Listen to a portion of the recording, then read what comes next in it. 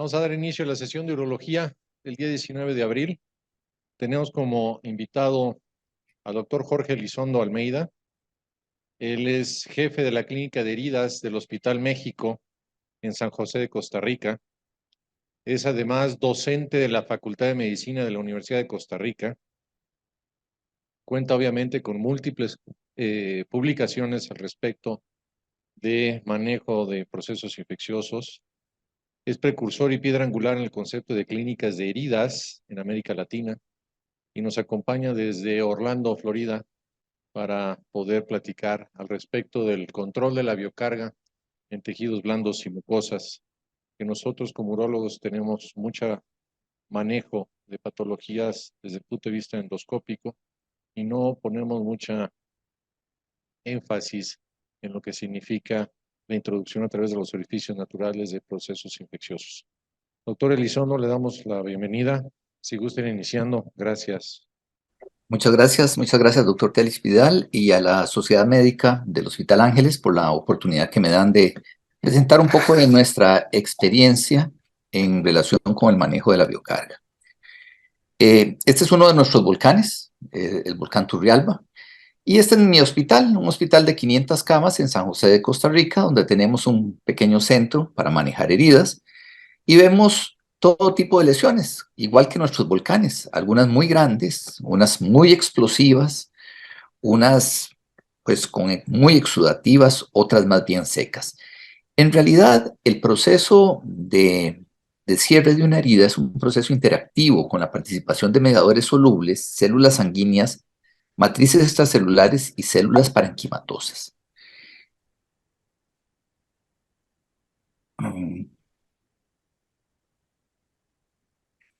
Entonces, uno se pregunta, bueno, ¿qué solución antimicrobiana usamos para manejar este tipo de lesiones?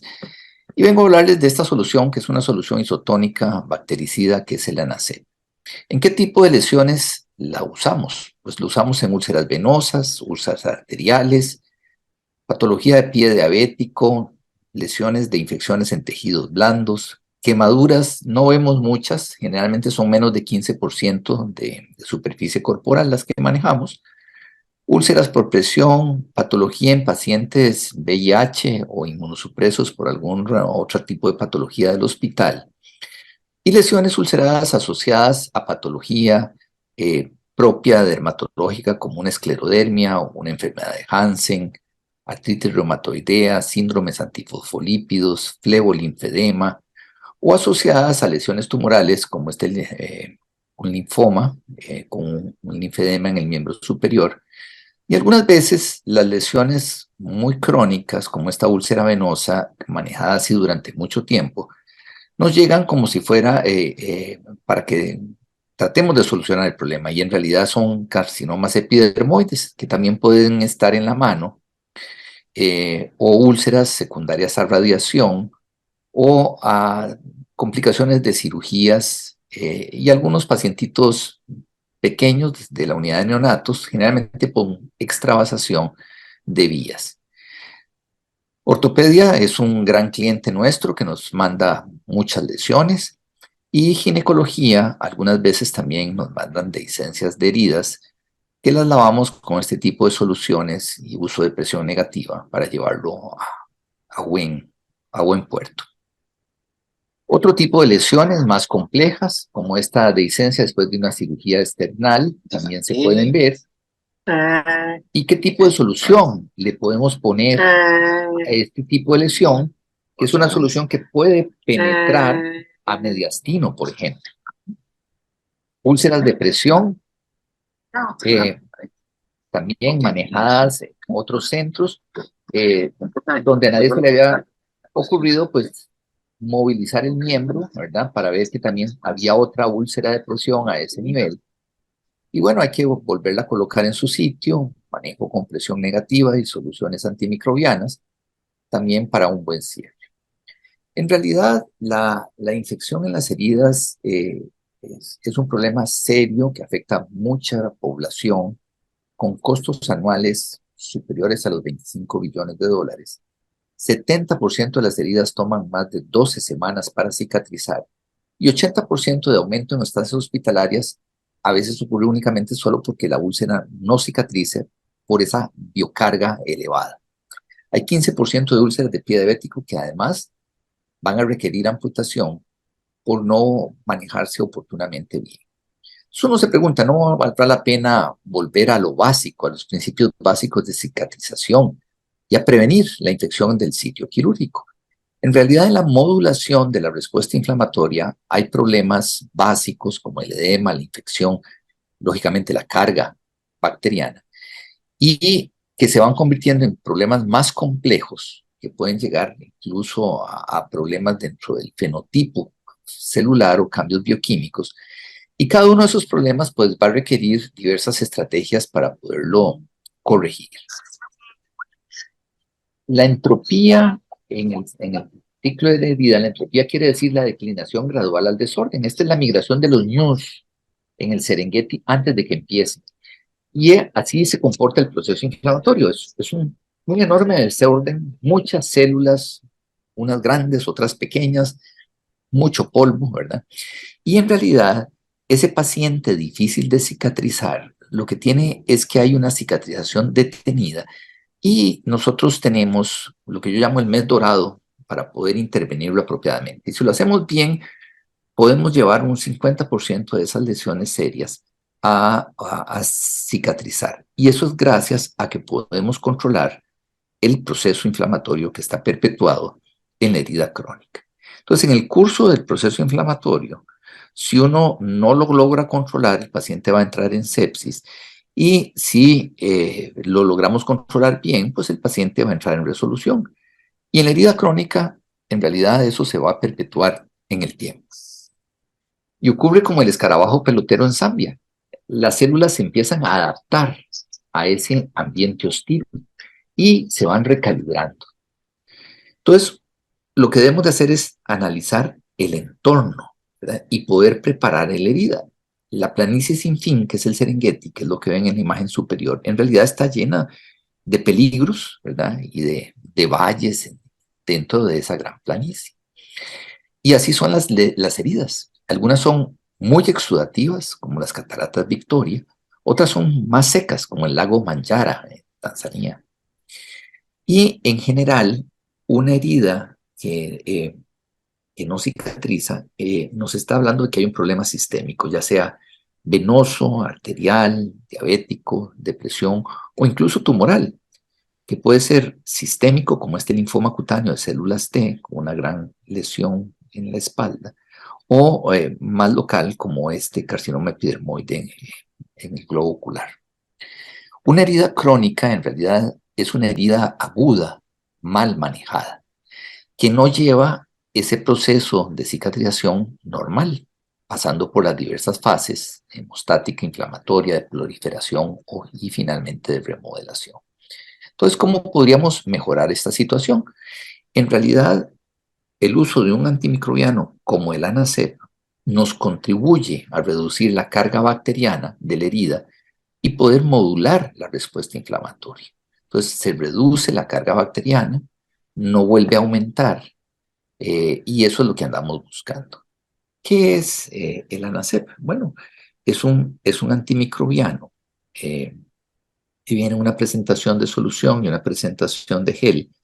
Está hecho a base de 3 componentes: hipoclorito de sodio, cloruro de sodio y ácido hipocloroso, en concentraciones que lo hacen idóneo para manejarse en la herida y le confieren una particularidad que es una solución isotónica. Es muy estable, 2 años sin abrir y hasta 4 meses una vez que ustedes abren el producto. ¿Qué quiere decir que sea isotónico? Bueno, que lo que entra a una célula es igual a lo que egresa. Si tuviéramos una solución que fuera hipotónica, más bien la célula se hincha porque entran más componentes al interior, se va hinchando, se rompe y se muere. Y si usamos una solución hipertónica, la célula más bien tiende a deshidratarse porque sale más de lo que logra entrar. Entonces se va arrugando la célula, se encoge y muere. Por eso lo ideal es que la solución sea una solución isotónica. Los 3 componentes, el cloruro de sodio está al 0.85%, que le confiere un poder osmótico, antiséptico, contribuye mucho a ese ambiente isotónico. nos ayuda a bajar carga bacteriana, a reducir proteasas y puede bajar la concentración de E. coli y de algunos cocos gram positivos como el Staph aureus. El ácido hipocloroso, por otro lado, es un biocida y es un poderoso oxidante. Es lo que se produce dentro del glóbulo rojo. Nos ayuda a prevenir la formación del biofilme, ataca las proteínas de la matriz del exopolisacárido, de esa biopelícula, favorece la dilatación capilar, es efectivo contra virus y bacterias porque desnaturaliza las proteínas de la pared celular bacteriana e inhibe la replicación del ADN bacteriano. Entonces, el macrófago llega, engloba las bacterias, ¿verdad? Y dentro del interior, a través de los fagolisosomas y la liberación a través de unas mieloperoxidasas, hace que el ácido hipocloroso destruya la pared bacteriana. Aquí la bacteria entra, se fagocita, en el lisosoma ocurre ese proceso de destrucción. Finalmente son liberados algunos detritos celulares. El glóbulo blanco, además, genera una serie de netosis, que es muy interesante. A un fallecido, por decirlo así, el glóbulo blanco, libera ADN cubierto con mieloperoxidasa y elastasas y forma una serie de netosis donde atrapan residuos de bacterias que también quedan en el ambiente. Y el tercer componente de la NACEP es el hipoclorito de sodio, que es un compuesto químico fuertemente oxidante, reacciona con ácidos grasos y aminoácidos produciendo una acción debridante del tejido desvitalizado. Tiene propiedades antibacterianas, antivirales y de amplio espectro. En concentraciones elevadas podría llegar a ser tóxico, pero la concentración es de un 0.057, que lo hace muy amigable con el ambiente celular. De hecho, muchos de los tests que se hacen para ver si hay toxicidad al fibroblasto salen bien, ¿verdad? Tiene una prueba de toxicidad celular que es negativa. Entonces, esos tres componentes de este producto lo diferencian de lo que la gente llama el cloro, ¿verdad? Que a pesar de que tiene hipoclorito de sodio, en realidad es una solución que está ideada para trabajar como de manera sinérgica, funcional, y esos tres componentes en realidad son como los tres mosqueteros, ¿verdad? Trabajan todos en equipo dentro de esa solución que es isotónica. ¿Para qué nos sirve? Bueno, nos sirve para debridarle herida. Y no solo para debridarle en la parte aguda, sino también para lo que puede ser debridación de mantenimiento. Vamos a ver qué importancia tiene eso en el manejo de una herida. Uno puede debridar la herida de muchas maneras, con apósitos húmedos, dejan que se seque, con hidroterapia, con irrigación a presión alta, de manera quirúrgica, enzimática, autolítica, con larvas de insectos, de manera osmótica con algún tipo de otros apósitos que hay al respecto. De manera química también se puede hacer. La miel puede ayudar en la parte osmótica. De manera química tenemos el poliquersuleno y también tenemos esta solución de que les vengo hablando. En realidad, para luchar contra esa carga bacteriana, el gran problema es que se forman estas biopelículas, que es la acumulación de microorganismos dentro de una matriz de un exopolisacárido que se puede pegar a superficies biológicas o no, y produce factores virulentos que van aumentando la patogenicidad. Además, esta biopelícula transfiere genes que convierten a comensales no virulentos en patógenos altamente virulentos. De hecho, el antibiótico y el polimorfo nuclear no penetra esa matriz de ese exopolisacárido. Y cuando uno hace un cultivo, lo que está cultivando son estas bacterias planctónicas que andan libres. Y no necesariamente son las que nos están dando el problema, porque son aquellas que están embebidas dentro de este biofilm. Esta biopelícula tiene diversos mecanismos de locomoción. Se desprende, se vuelve a anidar, se arrastra, rueda, en fin, hay varios mecanismos de locomoción que tienen. Y además se pasan los tips de resistencia entre ellos, a carbapenémicos, a beta-lactamasas, etc. Y trabajan en equipo. Entonces coordinan muchas actividades como la expresión de factores de virulencia a través de toxinas y enzimas. Y así el Staph aureus, por ejemplo, aumenta de 500 a 1000 veces la concentración inhibitoria mínima dentro de estas biopelículas. Estos biofilmes requieren de hibridación excisional. Y el peligro es que muchas veces logran penetrar y llegan cerca de vasos sanguíneos, de a 2 o 4 milímetros desde la epidermis. La enfermedad, digamos, clásica por biofilme, pues es la hidrosadenitis supurativa, ¿verdad? Estas son algunas imágenes de esta entidad. El biofilme está más en la herida crónica que en la herida aguda. Y en la hidrosadenitis, por ejemplo, el biofilme maduro de una pseudomona es esa parte fluorescente que ustedes pueden ver ahí. Entonces, solo las bacterias fluorescentes son las que están metabólicamente activas. Solo se localizan en las capas externas del biofilm. Y el antibiótico en realidad elimina las bacterias metabólicamente activas. Entonces, en una infección del tracto urinario, que exista un biofilme en el interior de la vejiga, pues lo que vamos a destruir son las bacterias que pueden estar arriba, superficiales, y no necesariamente las que están dentro de esta entidad. El biofilme va a crear resistencia bacteriana. No se puede cultivar el biofilme, solo se cultivan en realidad las bacterias que están libres. Y además no debemos olvidar a los hongos, porque los hongos también presentan esta particularidad, especialmente en pie diabético, y muchas veces pasan desapercibidas. Ese patógeno micótico es el que genera mucha de esa necrosis que vemos en el pie diabético, y los hongos forman intrincados biofilmes con otras bacterias, gram positivas o gram negativas, con Citrobacter, con Staph aureus, etc. Entonces el hongo contribuye en algunas ocasiones incluso a proteger las bacterias dentro de estos biofilmes mixtos. Y los biofilmes van a estar en infecciones de catéteres, de diálisis peritoneales, en cualquier otro tipo de catéter, en implantes, en sinusitis crónica, en muchas entidades. La debridación de un biofilme va a abrir una ventana de tiempo de 2 a 3 días donde el tratamiento se puede volver más efectivo. Entonces, las recomendaciones en el manejo del biofilme son detectarlo, debridarlo, utilizar un apósito antimicrobiano y, idealmente, el uso de algún tipo de solución antiséptica. Y este tipo de soluciones antisépticas están en diversas guías para el manejo de los biofilmes. El ANASEP tiene la ventaja que destruye a la biopelícula y evita que se adhiera a la superficie. Además, inhibe el crecimiento, previene la formación de nuevo biofilme y actúa como un agente debridante. Su acción debridante es porque los componentes contribuyen a degradar enlaces de las proteínas. Entonces provee un debridamiento químico muy suave, solo debrida el tejido muerto y desvitalizado, y es ideal para una debridación de mantenimiento, es decir, que esperarse cada 2 o 3 días que se forme el biofilme. Si uno lo está usando diariamente, pues está contribuyendo a que el biofilme no se forme. En la clínica de días utilizamos también un debridador ultrasónico, que es ese aparato que ustedes ven ahí, que hay soluciones especiales para utilizarse con este tipo de equipos.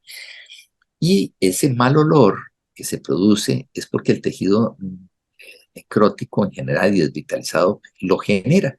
Y el ANASEP elimina el mal olor a través de un proceso de oxidación, es decir, roba electrones de las moléculas del mal olor y esto cambia la molécula y pierde su mal olor. Entonces es ideal para esas lesiones que huelen muy mal. Este es un carcinoma de tiroides manejado con la solución, proceso de debridación, muy bonito. Y el paciente, desde la evolución posterior, me decía: vea, doctor, usted no sabe lo que ha hecho, ya puedo dormir. Y es que el pobre hombre no podía dormir porque ni él mismo se aguantaba el mal olor que tenía. Este otro tipo de carcinoma es un epidermoide. Es que la clínica de días también en el hospital tenemos un hospital de cáncer cercano que nos manda mucho de este tipo de paciente. Ahí le hicimos la ayuda para quitarle el cabello también un poco porque se le metía en la lesión, olía muy desagradable. Y esta es la evolución posterior, ¿verdad? Es una evolución bastante buena. Ya posteriormente lo que vemos aquí ya es el hueso, ¿verdad? Ah, pero el paciente va evolucionando bien. Es una área de mucho riesgo de infección.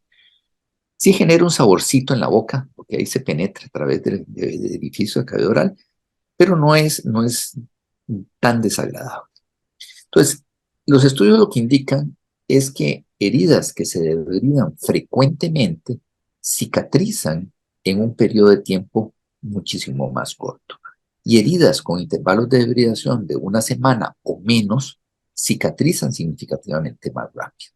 De ahí la importancia de usar una solución que nos esté debridando continuamente. ¿Qué no debemos debridar? Bueno, pioderma gangrenoso, como este que pueden ver en la imagen, por el fenómeno de pateria, pero sí podríamos utilizar el ANACEP, por ejemplo. Úlceras de talón con escara seca, adherida, intacta, sin fluctuación o eritema, preferiblemente no debridar. Gangrenas secas, problemas de mala perfusión o isquemia, pacientes anticoagulados, si no podemos visualizar el tracto o túnel cercano a alguna estructura vital. Entonces, en general, en debridación es como el cuento del tonto coyote, el que perdona, pierde. Y en heridas, lo que hay que hacerlo. Lo que pasa es que no todos saben lo que hay que hacer, es decir, todos saben lo que hay que hacer, pero a nadie le gusta hacerlo. Ahora, si ponemos en el horizonte el proceso de infección, el proceso de infección, ya sea en tejidos blandos o en tracto urinario, nos va a generar inflamación persistente, nos va a crear esa biopelícula, va a haber resistencia microbiana y va a haber agregados bacterianos en catéteres o en los bordes de las heridas. Cada fase del proceso de cicatrización se va a ver afectada por la presencia de bacterias. Y la infección retrasa la curación, prolonga la fase inflamatoria, interrumpe la función del leucocito y causa angiogénesis menos eficaz. Puede producir dolor, ansiedad, muerte, aumenta costos, genera hospitalización prolongada. En realidad va a depender mucho del huésped, del ambiente de la herida, de la cronicidad de la lesión y de los microorganismos presentes en la entidad que estamos manejando. ¿Contra qué luchamos? Bueno, luchamos contra gram negativos, contra gram positivos. Este fue un estudio que hicimos en la clínica de heridas donde encontramos bastante pseudomona y Staph aureus, pero estudios en otros sitios también muestran flora similar. Staph aureus predominantemente y Pseudomonas aeruginosa en segundo lugar. No hay que olvidarse la flora anaerobia, que también está presente en este tipo de lesiones venosas de pie diabético o de úlceras por presión. Y el ANACEP tiene unas tasas de letalidad muy apropiadas contra E. coli, Proteus viris, Serratia marcensis. Estoy mencionando los que pueden afectar tracto urinario, pero también contra cocos gram positivos y algunos otros hongos y virus. Entonces, dentro de esta gran gama de bacterias, las tasas de letalidad son muy buenas, incluyendo actividad contra el Clostridium difficile, que está recomendado soluciones que tengan hipoclorito en el manejo de este tipo de infecciones contra el Clostridium, y también es muy útil contra el VIH o con tasas de letalidad altas también, o contra el SARS-CoV-2, ¿verdad? Contra los coronavirus también es bastante útil este compuesto. ¿Con las bacterias qué hace? Con la bacteria gram positiva, en realidad el producto se pone en contacto con la pared, con la membrana celular, que es una membrana interna, y la destruye, degradando los fosfolípidos que hay ahí. Actúa en diversos sitios bacterianos, creando una inactivación irreversible y da una lesión química a los componentes orgánicos y el transporte de nutrientes. La bacteria gram negativa, por el contrario, que tiene en realidad dos membranas, una externa y otra interna, el producto también hace como destruye, rompe la integridad de la membrana fosfolipídica y se inserta al azar y prácticamente la desintegra. Y aquí podemos ver algunos de esos orificios que se crean por la presencia de este producto que destruye a gram negativo. Otros productos que se utilizan para limpiar heridas, como esos que están acá, En realidad tienen fundamentalmente ácido hipocloroso como un preservante para impedir el crecimiento bacteriano. El ANACEP, como les mencionaba, destruye la biopelícula, también a las bacterias planctónicas que andan libres, es debridante y controla el mal olor. En realidad, lo que andamos buscando es utilizar un antiséptico que sea bactericida y no uno que sea bacteriostático. El antiséptico bactericida en realidad produce la muerte de la bacteria. El bacteriostático va a inhibir el crecimiento bacteriano, aunque el microorganismo se mantiene viable. Si suspendemos el tratamiento, vuelve a recuperarse y a multiplicarse. Los antisépticos bacteriostáticos tienen mayor riesgo de adaptación bacteriana y de resistencia. Por eso hay que tener cuidado con su uso. Entonces, en situaciones así, pues tal vez es preferible utilizar un producto antimicrobiano. Actualmente la infección está variando de etiología. Tenemos nuevos patógenos, huéspedes con más inmunosupresión o patógenos más viejos que se están volviendo más resistentes. También tenemos huéspedes más viejos o más jóvenes con más severidad de la enfermedad subyacente. Y lógicamente puede haber iatrogenia por métodos diagnósticos y terapéuticos que actualmente son más invasivos. La infección en el sitio quirúrgico, ¿verdad? Puede ser superficial, profunda, el compromiso de órganos, espacios, y va a depender del huésped, del procedimiento quirúrgico y del microorganismo. Y puede haber no solo contaminación y colonización, sino también infección local encubierta, donde la bacteria le empieza a ganar la pelea a las defensas del huésped. Ya cuando hay infección, el control lo tienen las bacterias y son cuando aparecen pues, los signos de infección. Entonces podemos tener heridas colonizadas o heridas con una infección local encubierta. La herida se va deteriorando, ¿verdad? Pero aún no hay cambios perilesionales sugestivos de infección de tejido blando. Y ya cuando están todos los datos clásicos de infección, pues ahí no hay quite, ¿verdad? Entonces, en todo ese espectro, desde la contaminación hasta la infección sistémica, este antimicrobiano nos puede ayudar.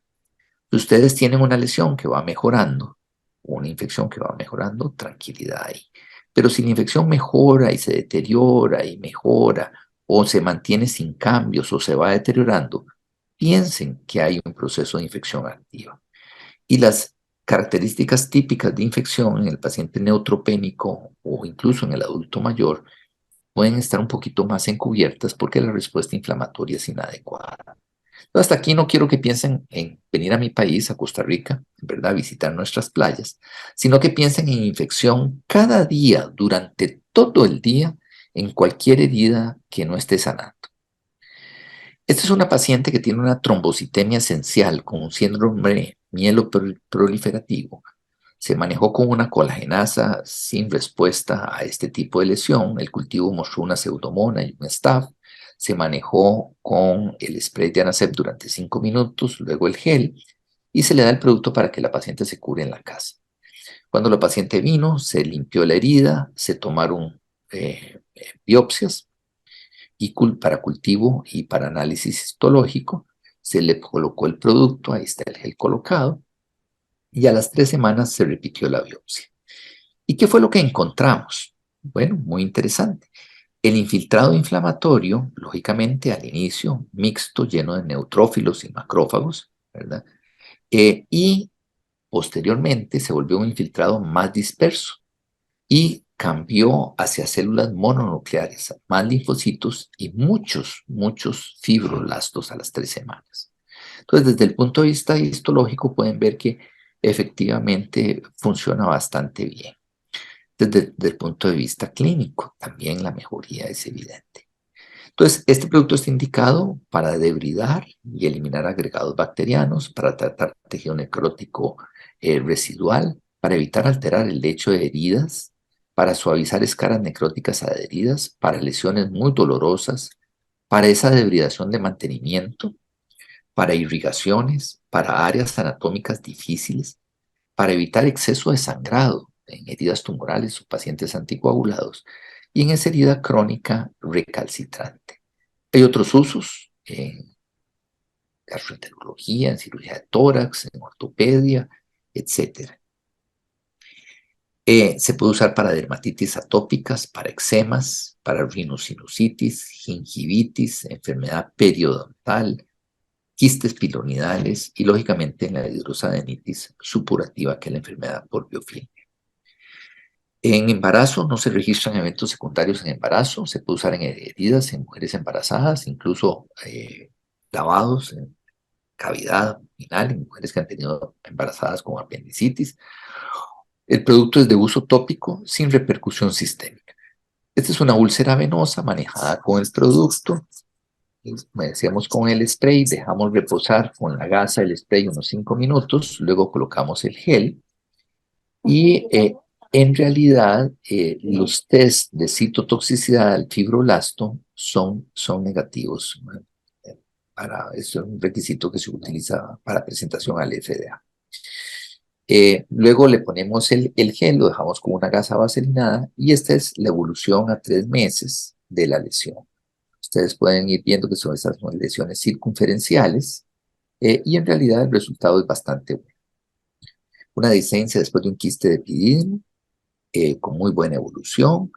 Otra lesión manejada en realidad con 3 cosas, llamo yo, que es el uso del spray, el desviador ultrasónico con solución de anacel y el gel, ¿verdad? Entonces también se puede utilizar de esas maneras. Y la evolución es bastante buena. ¿Cuánto ponemos de gel? 1 o 2 milímetros, se puede aplicar 1 o 2 veces al día. La efectividad del gel es hasta por 36 horas. Nos nació la inquietud de qué pasaba con el uso de presión negativa y este producto. Entonces hicimos un experimento in vitro, por decirlo así, colocando una presión negativa a una presión de 125 milímetros de mercurio, y a las 24 horas no había gel en las mangueras, y si dábamos vuelta a la caja de Petri, ahí se veía el gel en la base.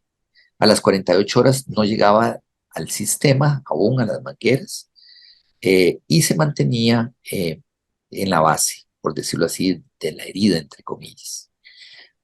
Un poquito del ANACEP penetró parcialmente en la esponja a las 48 horas, que es cuando hay que cambiarlo. Con eso, entonces, manejamos este paciente de una dehiscencia post-trasplante renal. Y esta es la evolución del producto. Aquí está colocado el gel, la presión negativa en su sitio. Al día 5 está en esas condiciones, con muy buena evolución posterior, para llevarlo a cierre y uso del antimicrobiano para evitar infección posterior. En algunos otros lesiones lo hemos usado hasta con una jeringa de tuberculina, introduciendo un poquito del gel dentro de un pequeño absceso. Este es un sarcoma en un hombro, una cavidad muy grande ahí. Otra lesión tumoral, otro epidermoide. En heridas dehiscentes, algunas veces lo que hacemos es que empapamos la gasa con el gel, se introduce en la herida y después se extrae, limpiando todo el interior con eso. Esta es una dehiscencia, paciente con hemodiálisis, también manejado con este producto para resutura y manejo posterior bastante adecuado, pese a que tenía bastante edema en miembro superior. Pie diabético lo usamos muchísimo, bueno, es ideal por lo que les comentaba de las biopelículas en este tipo de pacientes. Otras lesiones tumorales también, en el piso de la boca, manejados con la solución. Los melanomas también lo hemos estado utilizando mucho. Fundamentalmente nos quita el mal olor de esa loción, ¿verdad? Son lesiones tumorales muy feas, pero podemos irla aflojando para irla retirando poco a poco. Vean que el paciente no movió el brazo. Acá es un muchacho de 22 años con un sarcoma de células dendríticas que tuvo una quemadura solar, porque él estaba recibiendo metotrexato y vincristina. Entonces, queríamos ver si le dolía o no el gel por el componente de hipoclorito que tenía, y en realidad no hay problema. Esto lo manejamos con una biocelulosa, ese tipo de quemaduras, con muy buena evolución posterior. Los test de mortalidad y toxicidad sistémica que se hacen en animales de laboratorio, digamos, no muestran que exista toxicidad sistémica. Se ha usado para lavados en empiemas, entonces en sala de operaciones, para lavados en cavidad oral. Entonces se lava durante el acto quirúrgico toda la lesión de esas lesiones infectadas.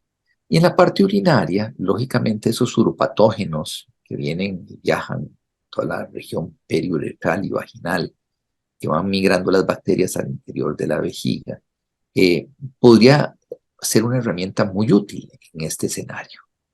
Lógicamente, cuando hay infección asociada a sonda vesical, podríamos colocar el gel perilesional a ese nivel.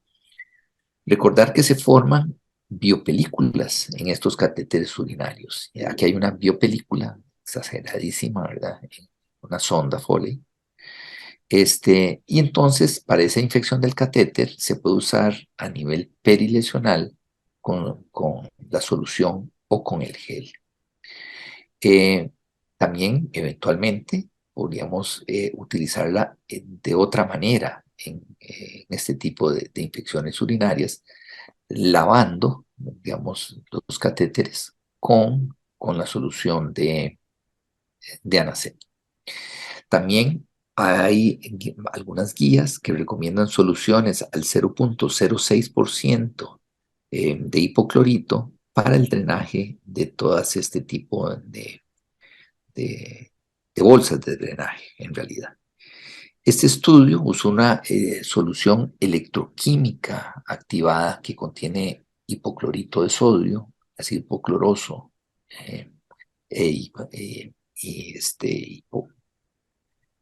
y en este tipo de hipoclorito y en este tipo de lesión en vejigas neurogénicas se irrigaba la vejiga 3 veces al día por 6 días, utilizando 50 ml de solución. Entonces el catéter se cierra por 5 minutos, se deja la irrigación, luego se drena. Si esto se hiciera con ANACEP, se puede usar una vez al día.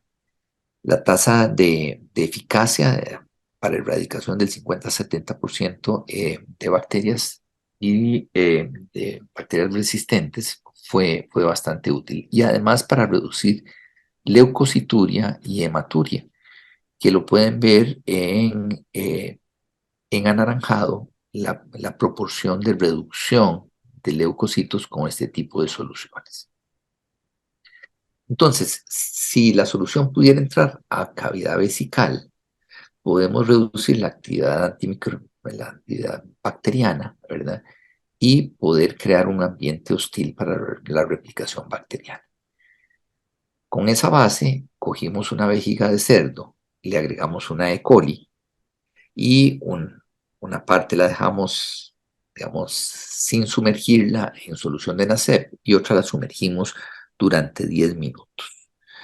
De ahí dejamos la pieza y cultivamos. ¿Qué teníamos al principio? Pues teníamos la E. coli en el cultivo de biopsia y posteriormente el cultivo nos sale negativo con este tipo de solución.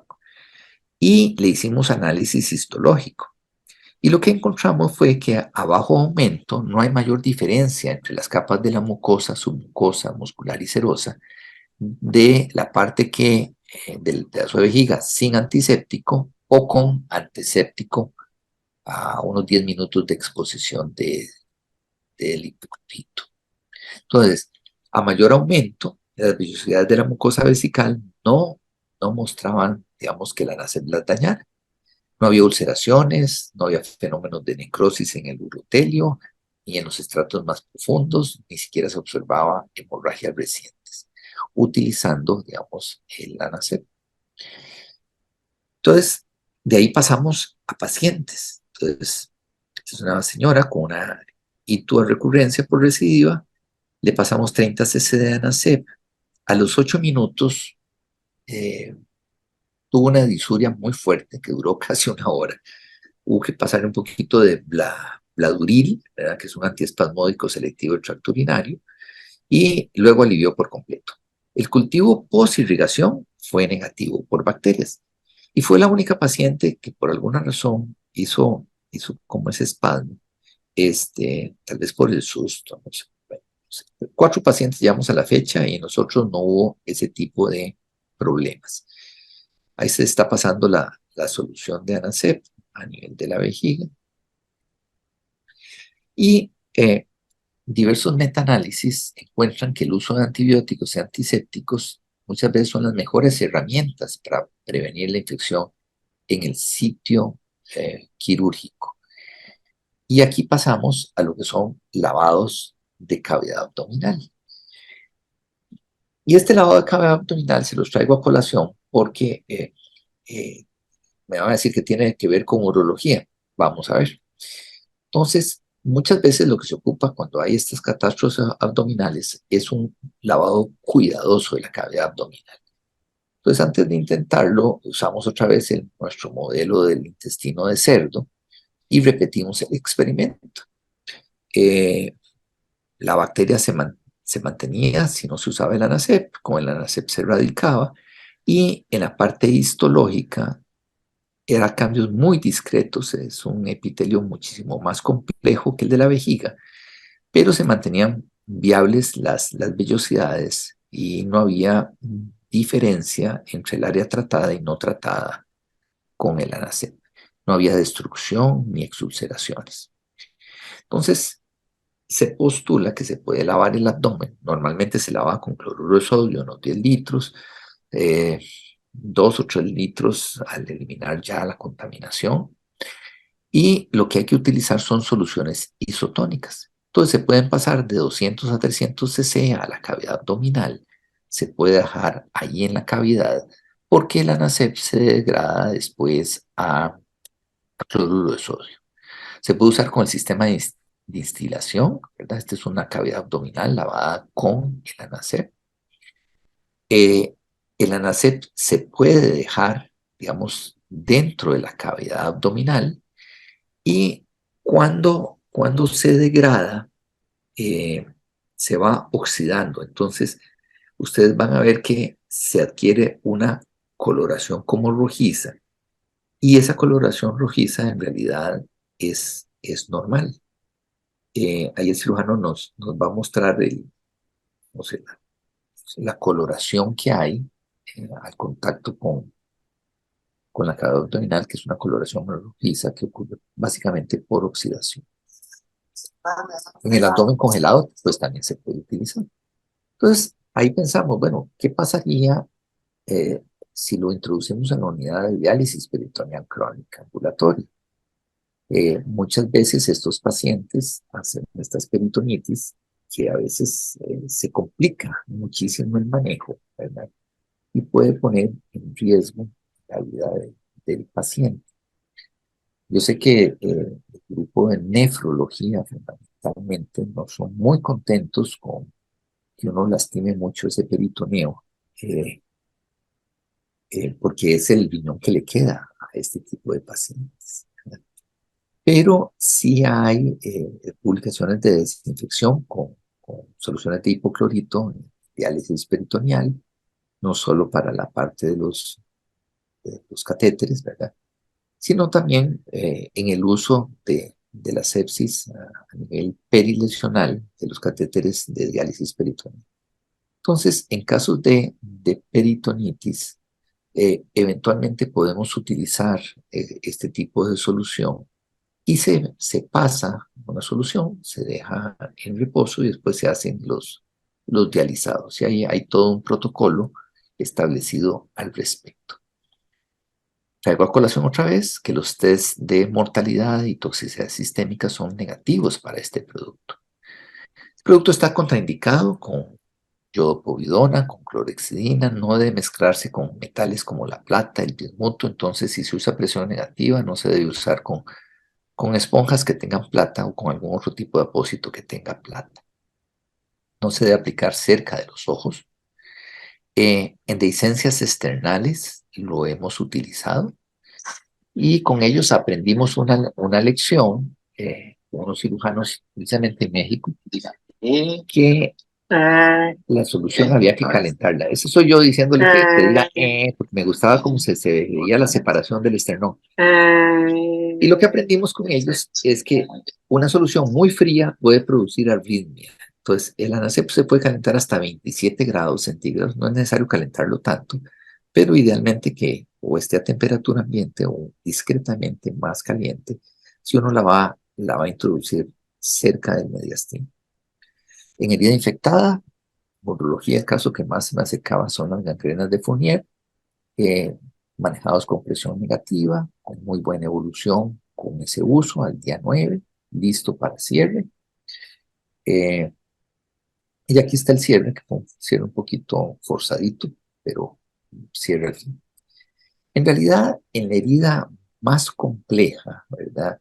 Uno debe preguntarse por qué el problema. Y lo complicado de la herida compleja, más bien, es entender lo simple que puede llegar a ser si se maneja apropiadamente.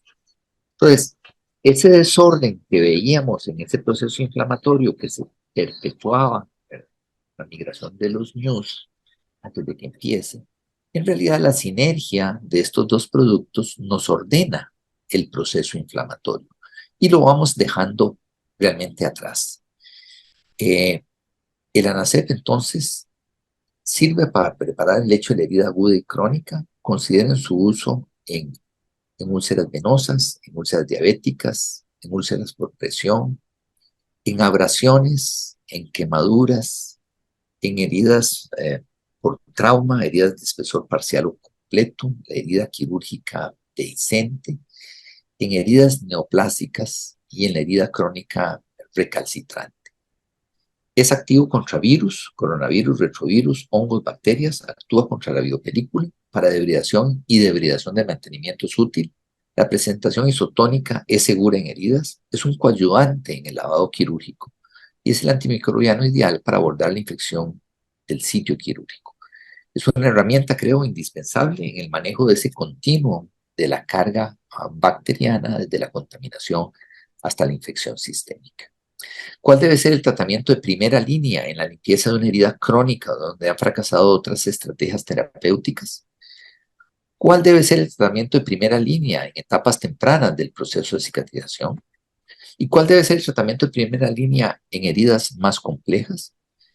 Creo que la utilización de la NACEP es la respuesta. ¿Es milagroso? No. ¿Es revolucionario? Posiblemente.